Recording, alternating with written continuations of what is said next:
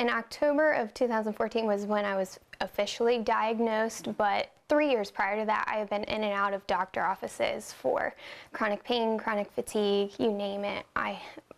It always looked like I was at least 3 months pregnant with bloating issues and abdominal pain, and no one could give me a clear definition of what was really wrong. It was very frustrating. I felt a lot of the times that people were just looking at me thinking, this woman is crazy. I've ran these tests and everything is coming back negative. So here I am frustrated. I'm a person who doesn't even like to go to the doctor, and now it's like, okay, now you really don't make me want to go to see a doctor or a professional. Not to date you, but how old were you at the time?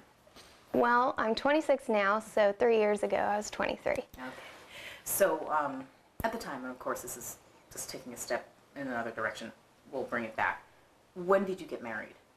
We just got married in July of 2014, July 26th. So in the middle of all this, you found each other? Or how long ago did you meet? Actually, we've been together for 12 years. Okay. We met in high school. Okay, so the love was solid. Yeah. Prior to everything crazy happening. Yeah. Right. Now I say this because some people don't know when they initially got the infection. Did you have any indication? Was there a bullseye rash? Do you remember being bitten? Anything like that? Nothing at all. I didn't have the typical bullseye rash. I don't remember even seeing a tick on me. I don't remember pulling one off of me. It was just, what really happened was right when we were getting married, we had a lot of stressors. I was going back to college. His dad died of cancer, and we're planning a wedding.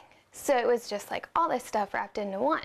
And I couldn't move my neck to the point where I couldn't look left or right. It was just like this.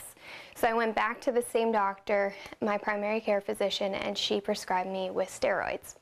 At that time, I did not know if you have Lyme, you should never take steroids. Well, I didn't even know I had Lyme at that point.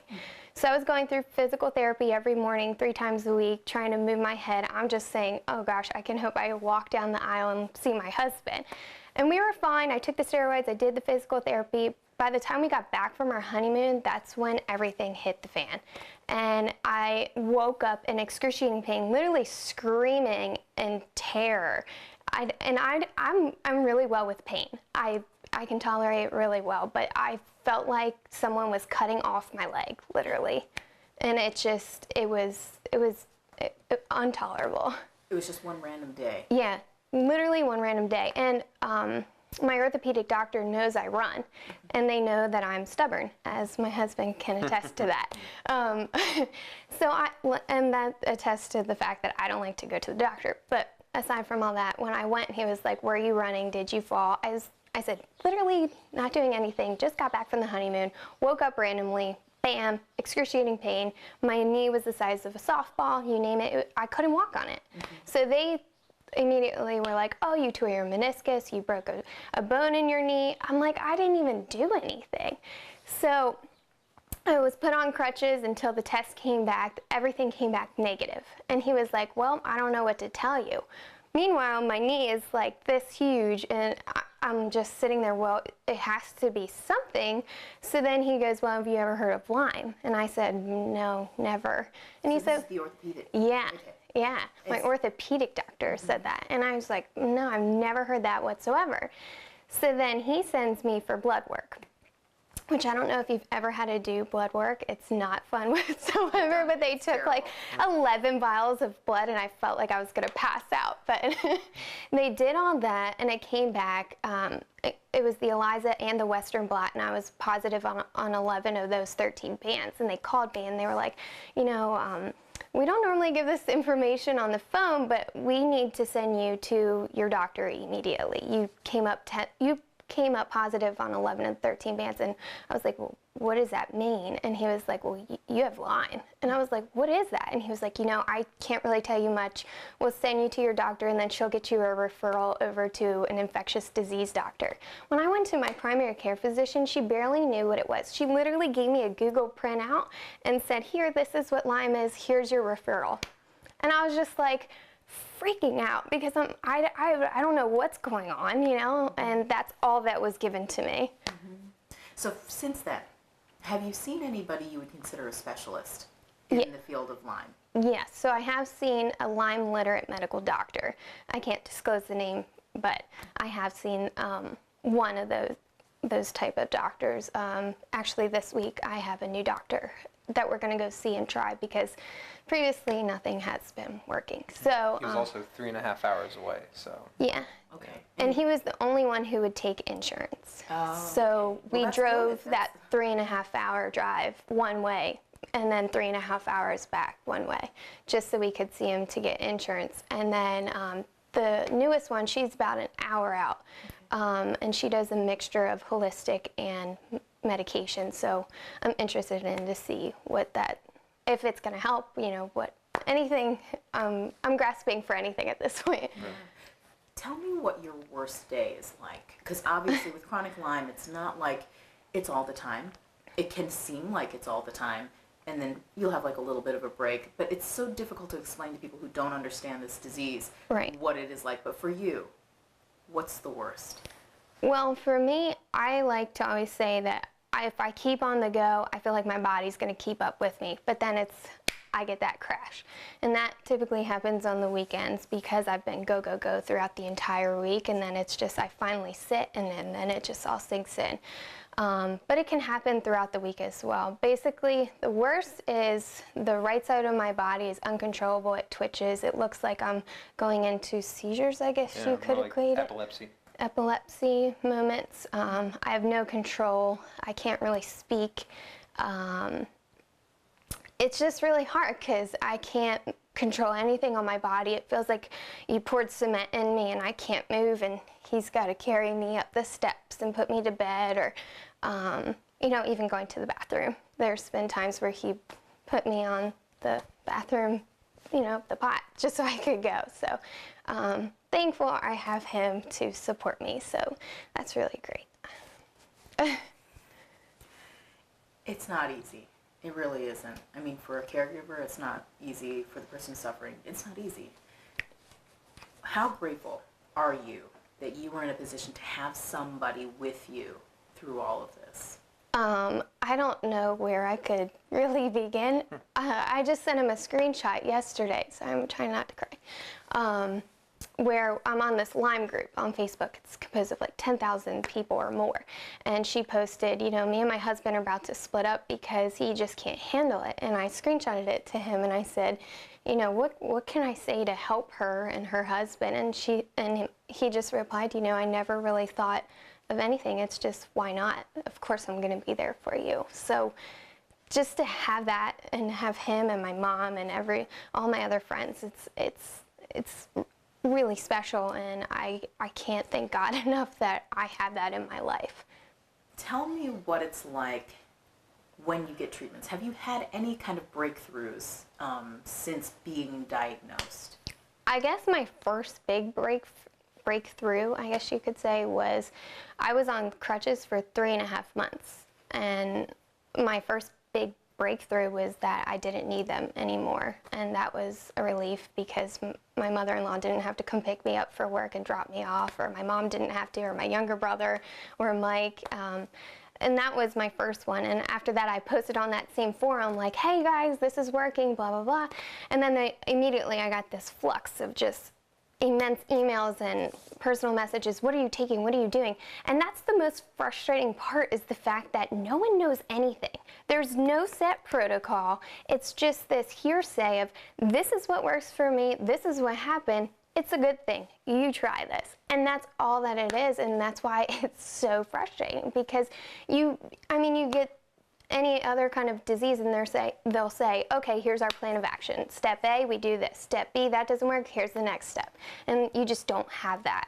Do you mind telling people out there what you've tried? What was the treatment? Because a lot of people don't like to talk about specific treatments. It's very controversial right now because a lot of people talk about long-term antibiotics. A lot of people talk about experimental, maybe not FDA-approved treatments, which is fine. I mean, Right. to each his own, and you know, you take the risks if you feel like it's worth it. But do you mind telling people what you've been through? No, at one point I was taking about 20 pills throughout the course of the day, and my husband was giving me B12 injections in the back of my arms to help me not fall asleep at the wheel, which unfortunately I did. And the medications ranged from 2 to 3 antibiotics, lupus medications, stuff for anxiety. I mean, anything. General vitamins too. Yeah, general vitamins. I mean, just a scope. I could get the bucket and show you. We'll do that. Yeah. We'll go through it because I think Yeah. people need to understand. I mean, this is a regimen that Right. you have to go through every day. Yeah. So you are still in this process of not. I mean, you're taking things Right. in bulk and still trying to figure out what works for you. Do you feel like you've gotten to some sort of a happy medium? No. I was just talking to my husband the other day. I said, how do I politely say that I've given up? Not on just life, but just on the whole process in itself. I had just kind of got to the point now where I'm like, screw it, for lack of a better term. I'm done. I'm not taking anything. I'm just going to coast until I meet my new LLMD and pray to God that she has some answer for me, because if you ask my husband, I feel like I've gotten worse on some of the medications. So I just got fed up and I said, I don't want to do this anymore. I don't even know what it's doing to me internally, taking these antibiotics and the other medications for this long a period of time. So your day to day, I mean, it's not always really, really bad, right? There Right. are some days when you can feel like Yeah. somewhat like yourself. Is it ever like it was before? Never. I don't think. I posted recently, I love to run. At least I used to run often. I can't do that anymore, and I got so just upset about that fact that I'm not who I used to be. I was the person who would teach group exercise class and be like, if we're not dying, we're not doing well, you know, and everyone knew that about me. So just to have like no energy to even walk down the street or to do my own laundry. He's done our laundry and really cleaned the house for the past like year and a half, because I feel I can't. Like, I'm just on the couch and it's like, I'm sorry and I wish I could be there to help you, but I just can't do that. Is it difficult to think, you know, will they find something in the next couple of years for relief? Because, you know, you're not just dealing with just the feelings and the symptoms that you're dealing with. Thankfully, you have somebody who will take insurance. This one will take insurance, right? This new doctor. Not everybody has that. Right. Do you think there is hope? Or can you hold out for hope? Because I know you said, I just feel like sometimes I just want to give up on this journey. Yeah. That's hard to say. There's some days where I am hopeful and I'm like, yes, this is working. For instance, I started my own nonprofit, Lime Strong, and the goal there eventually is that we would host fundraisers and then be able to help those who can't afford to even get treated to get some sort of doctor input, where, you know, whatever they think is the right protocol for themselves, and just advocacy. And on those days when I feel like, oh, I met this person and they're going to help our organization go through, that's when I'm like, oh, I'm hopeful. You know, other people are listening, such just like you said, you know, legislators are just now, or the task force in Delaware. You know, those days, I'm like, yes, this is great. And then the other days when I don't feel well and where I feel like no one's listening and I get these pushback emails, I'm like, there is no hope. The worst part was when I took our dog, we have a 5-pound Yorkie, we took him to the vet to get his vaccines, and he got a vaccine for Lyme disease. And I wanted to say, if I put out my arm, can you shoot that in me? You know, because that's ridiculous. How is it, not that I don't love my dog, I'm super happy and glad that he was able to get that treatment, but it's like, how is it that a dog can get this vaccine but not humans? I don't understand. If there is such funding and all these scientists and medical people are out looking for a cure or some sort of vaccine, why is it that that's already made but hasn't been tested or formulated to be suitable for adults? I don't understand that whatsoever, and it's really frustrating. You're not alone.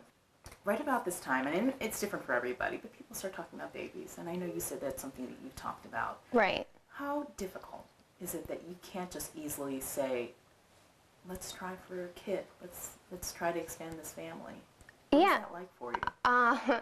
That's a touchy subject. It's difficult because we've lost a lot in our families just recently, so that's really important to us to, you know, start our own family. It's not that it's not Yeah, it's not that it's, off the table. Yeah, it's not off the table, But with all the stress that you have, health is huge. right. Because then you'll start having to worry about the life of your child, the medications that you can take. I'm putting it on the table because it's hard to really focus it. But then you also have to worry about all the research they're saying that Lyme gets transferred through in utero. Right. That there is documentation. Does that scare you? Very much so. I said, how do you feel about, what if we had just adopted? Because I don't feel comfortable saying, okay, I'm going to give birth to this beautiful baby, and every mom or parent out there is going to say, it doesn't matter what sex the baby is as long as they're healthy. Now it's me saying, I don't care whatever the sex is. I just want it to be healthy too. But now I feel like you're asking me almost to just give this child Lyme. I live it, and I see him helping me, and I can't imagine not being able to help our baby, or our baby then growing older and then presenting symptoms, and then have him care for both of us. Like, that thought is just really hard to seriously wrap my head around. So I have thought about, what if we just adopted? Or I have really great family. My cousin, she was like, well, I'll carry for you. And it's like, you cry, because it's like, that's really sweet that someone would do that for you. But it's like, I just want to experience it. But at the same time, it's like, what are the benefits and what are the cons? It's tough. There is no answer. There's no easy answer, because you have to do what you have to do for yourself and what you're willing to do in your life. Speaking of your life, you had a very near disastrous turn in your life. And it really kind of brings into focus what Lyme really can do. You think about the long-term effects of Lyme, and people say, oh, well, it's not deadly. It can be. And for you, it was very close. Can you explain what it was like for you the day that you got in that car crash? Right. So that day we were actually down at Legislative Hall for the Food Bank of Delaware, and we were packing bags out in the hot summer sun it was their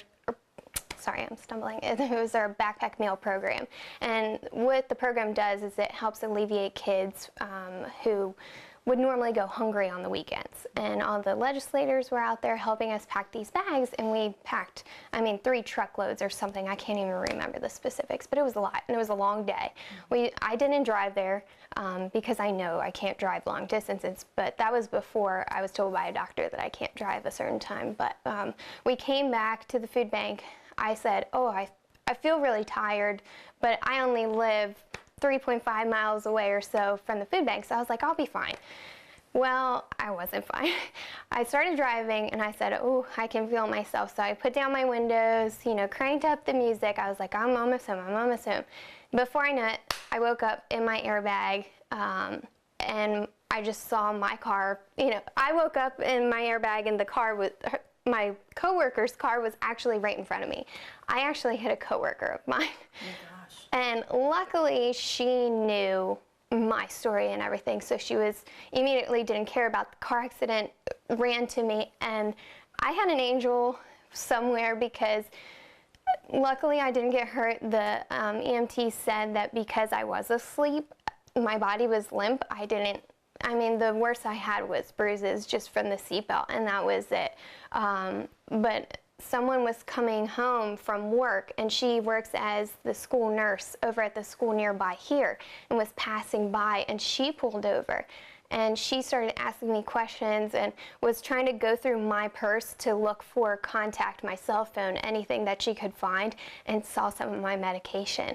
And first of all, for any Lyme patient, you don't like to say, I have Lyme, normally, because people look at you differently. And she immediately goes, do you have Lyme? And I'm a mess to begin with, and I'm just like, what do I say? So I was just like, yeah, I do. And then she goes, don't say anything. I'll cover it from here, and told the EMT stuff. I don't even know at this point what she really did, but she was my guardian angel at that moment, because who's to say what could have really happened from that moment? And I'm just...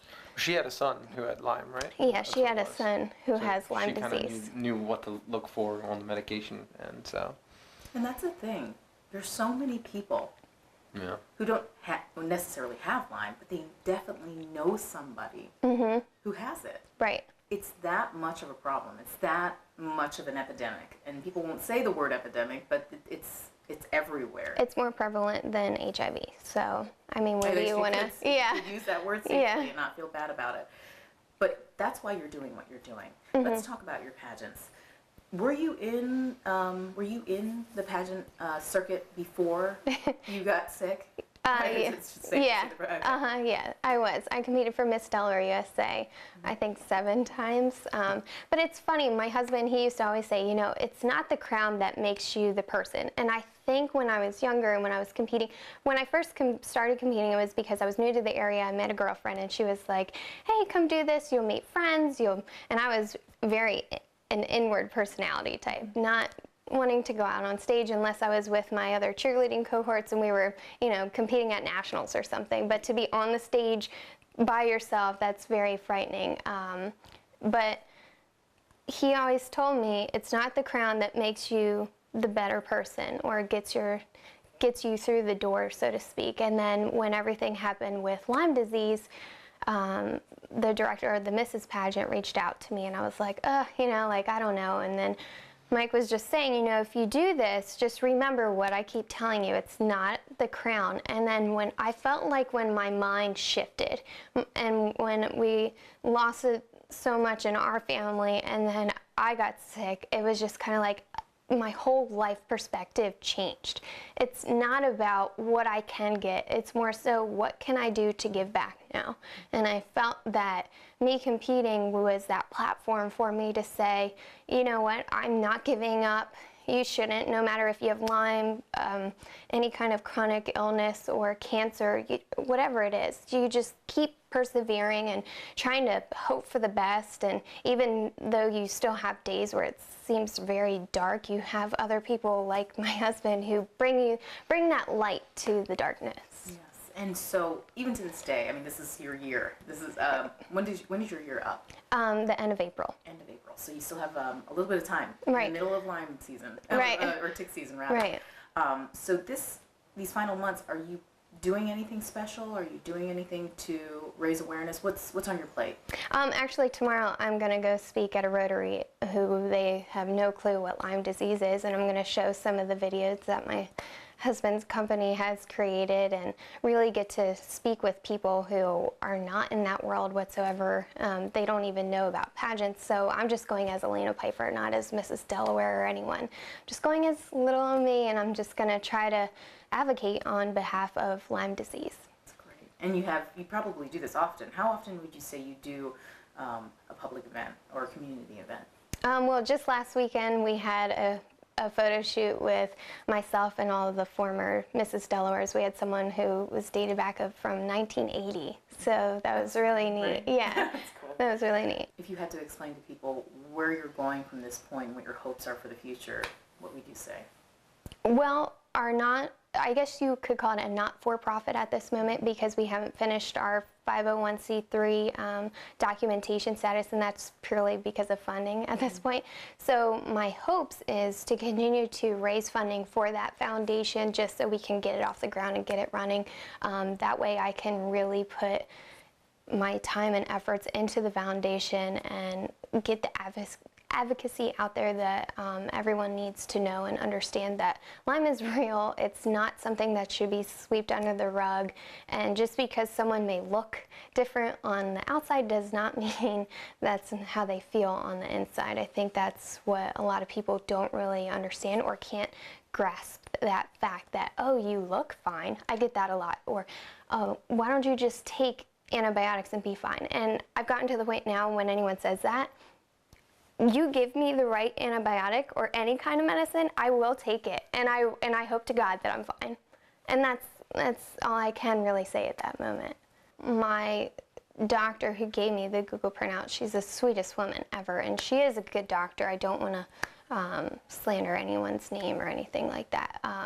But she, after looking at the test, she did say, oh, you do have something. So it's almost like that click where okay, maybe I should have done more for this woman when she kept presenting these symptoms. And that's what my message would be to these doctors is don't just brush people off. And I know we get complacent in life, no matter what job or industry you're in. You get to that point where it's just like mundane. Okay, this person has this, let me just check this, we did these protocols, we're done. Do that extra step. Take that extra mile, that extra, 1% of effort just to help someone. You may never know what you can do for that one person that you went that extra step or that extra mile for. And now to the folks out there who are struggling, right there with you, because there are literally millions all over the globe who have, for one, been diagnosed, and then there's still that percentage, a huge percentage, that have not been diagnosed, continually misdiagnosed. What do you have to say to those folks? I'm sorry. It sucks, and I'm sorry that we are connected with this type of disease.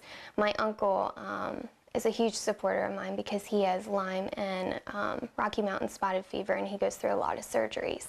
And anytime I post something that's down or seems like encrypted on Facebook, he always texts me and just, reminds me that there's always something to be happy for. And, I remember one time I posted and someone reached out to me and said, and it was right before I went to Mrs. America, and that gave me that push for that week. And I just kept looking back at that message, and it was like, I really felt like I was gonna kill myself. And seeing you go to this pageant and to advocate, that gave me that hope. And I just hope that I can say or help someone with and give them that hope. If you ever need to reach out to me. I'm here. And there's many other people who are there for you. And even when one door closes, another one always opens. And to never look at what you were. I think that's what my self-deprecation was because I kept comparing myself to what I once was and not to where I am now. And I think that's what people need to realize, that you are still you, you're just a little bit different, and now you just have to keep finding that new you, that new normal, or that normal is what you want to call it, but that new you and new normal.